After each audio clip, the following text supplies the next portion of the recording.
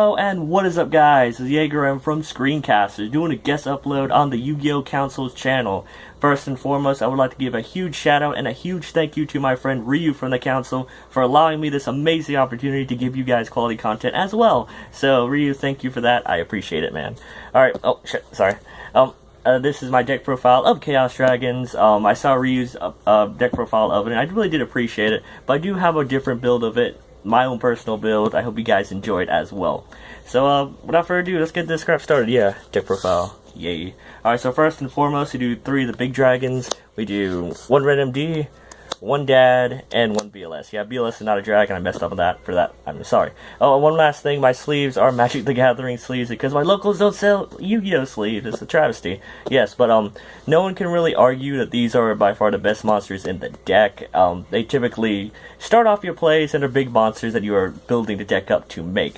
BLS, you can attack twice if you destroy something, which is amazing, and can banish a monster on the field. On the spot banishing is always good, and it's always a strong thing for any format that we will be entering or are at this moment.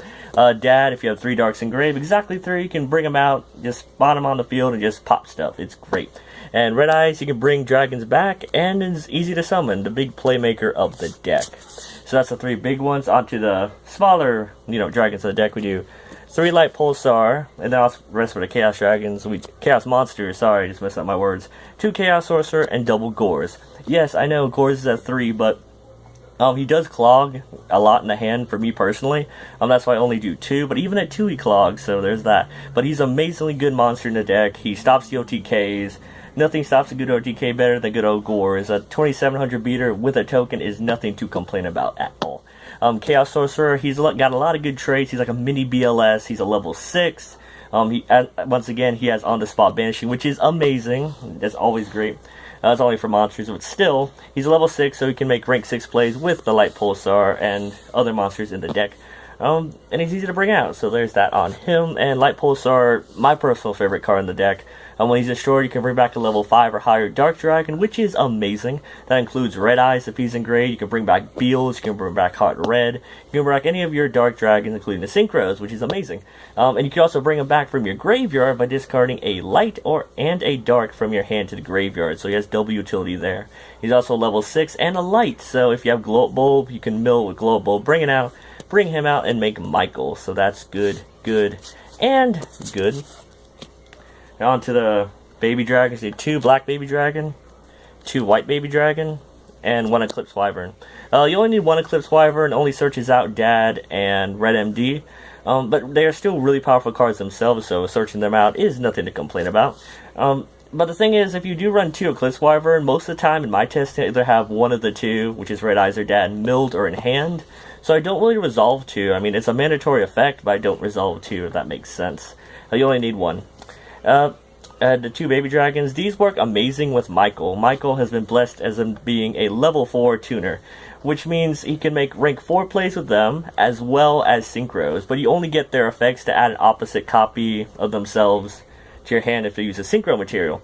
So, the thing about them, if you want to make a rank 4 and get rid of some problem monsters with like 101 or something, you can do that. But typically I use them as synchro material because they're like mini floaters, if that makes sense. So, yeah, there's that. I did a 2-2 ratio because that's what's going good for me. You don't want them to clog too much. They are an engine, they're not the main cards of the deck, you know what I'm saying? Onto the Lightsworn engine, we're doing 3 Raiden, 2 Lumina, 2 Lila, and a Wolf. Raiden, messed up my words. Raiden, as stated before, is a level 4 light tuner. He mills 4 cards if you leave him on the field to end your turn. Typically use him as synchro material or XYZ's fodder if you're doing that. Lila, she pops back row, she's level 4, that's good. And she mills 3 just like Lumina, but Lumina's level 3 and she can bring back Raiden or any of your other Lightsworns to be balanced with Gen X Ally Birdman, so that's good. And Wolf, when he's a more of a sack gear card, he's my tech, I guess you can call him that. When he's milled, you can bring him out, so yeah, just a free monster. You only want to run 1 because, you can't normal summon him, but he can get cloggy at times. But this is a Lightsworn engine in the deck. This is what I do for the deck. It's the best engine for me personally in my playtesting that I've tried out. For the rest of the main deck and monsters, we do 2 Shadow Dragon, and 2 Plague Spirit Zombie. Plague Spirit Zombie is an amazingly good card in this deck particularly, because it mills, like the deck mills itself. Plague doesn't mill, of course he doesn't. And there's a lot of level 6s, so you can make some amazing rank 8, level 8 synchros with him. You can top deck a card, bring him out, he gets banished afterward. That's really good, considering that you mill a lot, and he's a dark, so you can make beals. Shaddoll Dragon, when he's set and he gets flipped up, you can bounce a card on the field, so that's good to get rid of problem monsters. So he has 101 with the material after we took your monster, and, you know, lead yolk and beals if they're running around. And he gets his effect off when he's milled, which is to pop a back row, so that's good, as well as a level 4 dark monster. And the last of the monsters, we do 1 Glow Up Bulb, 1 Gen X Ally Birdman, and 1, oh crap, sorry about that. And 1 Paracerberus. Sorry, a little bit too excited over there, right? Make sure this is, I think it's focusing. Alright, Parapero. I love this card. It is amazing. When you mill it, it's just an amazing card, because if it's milled and you take damage, you can banish it from your graveyard and pop a card. It's just a really good card in general. Why isn't it not focusing? Oh. Man, that's really bugging me. Anyway, Birdman. Birdman is like one of the best cards to combo with, especially with Lumina. If Lila is in grave, you can summon Lumina, discard a card to bring back the Lila. Lila will in turn destroy a back row for you. And you can do a cool thing with Birdman as either to bounce the Lila to reuse the Lila to make a Goyo with the Lumina, or you could bounce the Lumina to keep reusing it, and synchro this with Lila, because Lila is a light, and you can make Michael. And Michael is an amazing card because he can banish any card on the field by paying 1,000, and he mills, so he's good for that. Good for those random, he makes plays out of nowhere. He's a great card in general. And Glow Up Bulb, the single best tuner in the deck in my personal opinion. It works twice. If it's on the field, you can sink. If it's in your graveyard, you can mill a card, which is nice for this deck because we love our mills. Goes up our graveyard just slowly and bring itself back. You only run 1. I know you can run 3, but it's a once per duel effect, and that's what really kills it for me personally.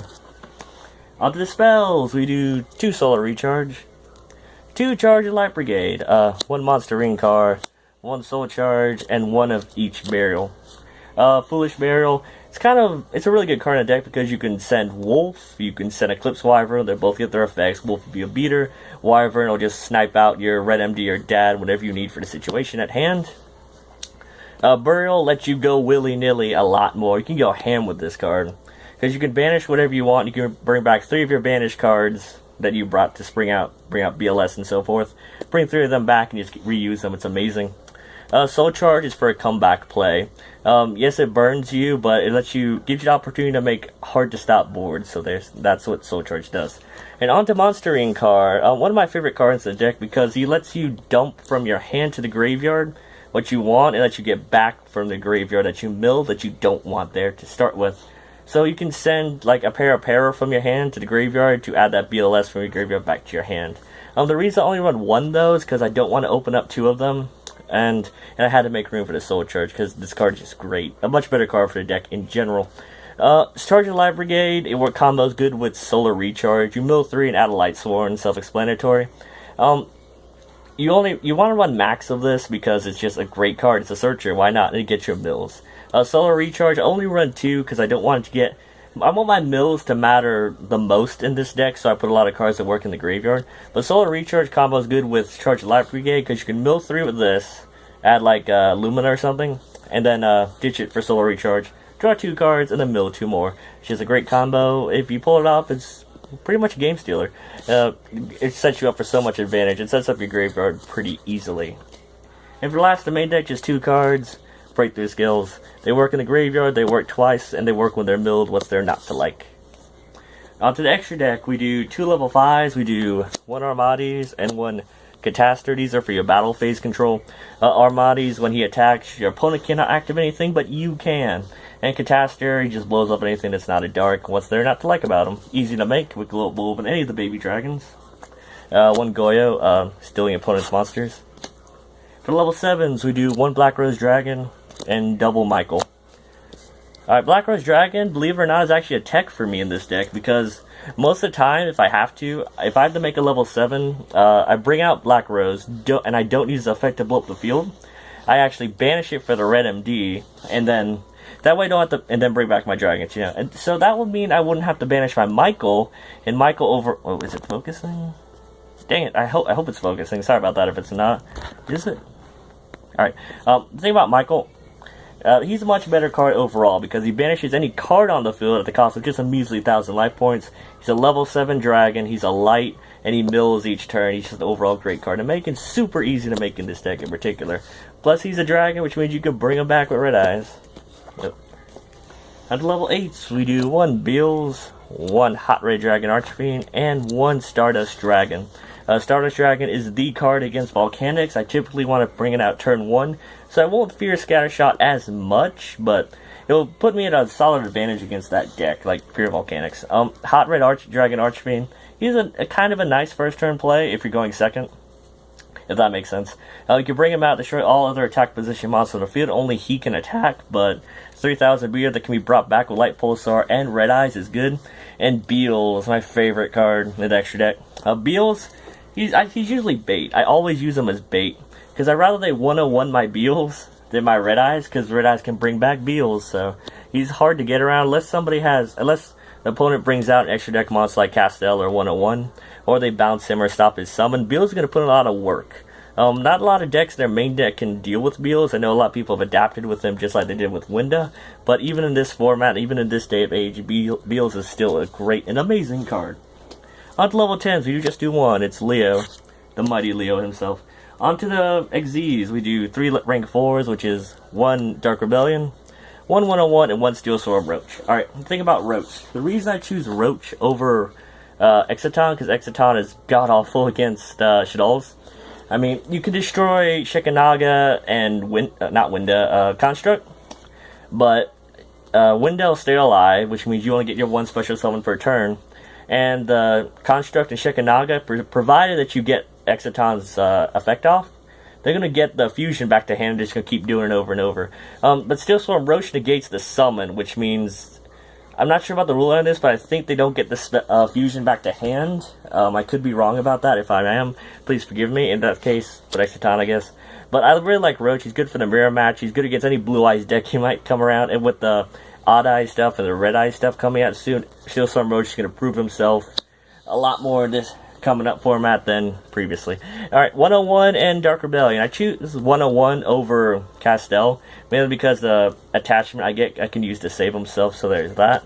In Dark Rebellion, you should get rid of problem monsters, beat over. He's like a pseudo cowboy. 2,500 to face is a lot better than 800 burn, provided you can get it off. In the last of the extra deck, we do 2 rank 6s, 1 Gauntlet Launcher, and 1 Utopia Beyond. The reason I don't run an M7, because I don't have an M7, but if I did, I probably would take out the Gauntlet.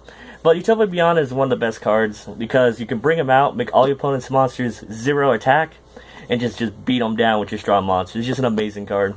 Plus 3,000 attack is nothing to complain about. Gauntlet Launcher can get rid of monsters up to twice per turn, so there's good. You got decent stats, so there's that.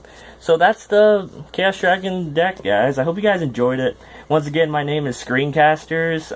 I am a member of the council, I just haven't uploaded, so I apologize for that. Once again, I would like to thank Ryu from the council for allowing me this opportunity to upload a video. I really do appreciate it, man. Thank you.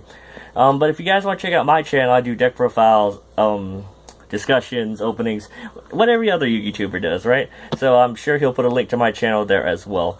But hope you guys enjoy it. Subscribe to the Yu-Gi-Oh! Council as well as my channel. And thanks, guys. See you next time. See you, man.